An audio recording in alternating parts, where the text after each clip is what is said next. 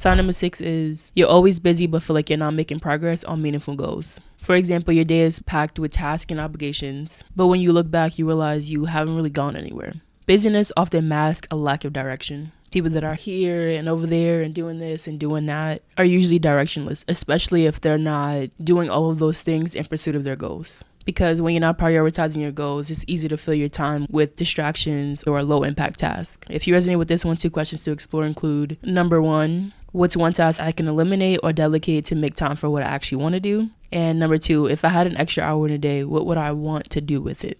Sign number 7, you're not really sure what makes you happy. For example, when you're asked about your passions or what lights you up, you draw a blank. You can't think of anything. Probably so focused on responsibility that you've lost touch with what brings you joy and fulfillment. Happiness gets buried under obligation and external pressures, and to rediscover it requires curiosity and a willingness to explore. Phase 1 is great if you resonate with this one. But here are 2 questions. Number 1, what's one activity that made me lose track of time as a child? And number 2, what's one thing I've always been curious about but never tried? Sign number 8, you say yes to things out of obligation or fear of letting others down. You agree to plans, commitments, and favors, even when you don't want to, because saying no feels uncomfortable. Overcommitting exposes a deeper issue like fear of conflict or people pleasing. Learning to say no is an act of self-respect and alignment.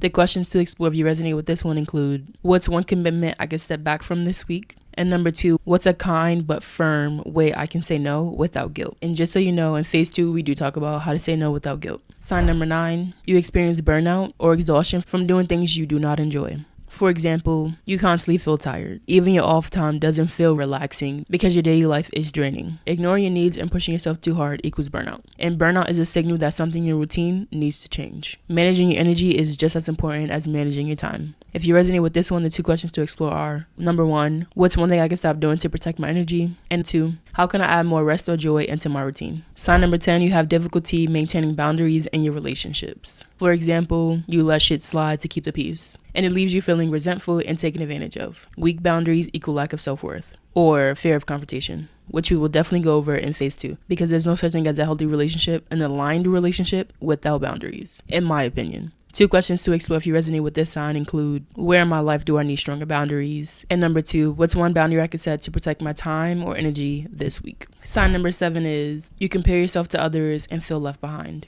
For example, when you look on social media, you feel like you're failing because everyone else seems to have it all figured out. I can tell you firsthand that comparison steals your focus. It makes you chase someone else's version of success. The only timeline that matters is yours. If you resonate with this on, the 2 questions to explore are: number 1, what's one accomplishment that I'm proud of that I haven't given myself enough credit for? And number 2, what's one area I can celebrate my progress instead of comparing it to others? And lastly, sign number 12, you notice patterns of self-sabotage or procrastination. For example, you delay starting a project or pursuing a goal, not because you're lazy, but because deep down you're afraid of failing or succeeding. Self-sabotage is rooted in limiting beliefs. We will be going over that in phase 1. If you're avoiding something important, ask yourself, what's one fear holding me back, and how can I take one small step forward despite it?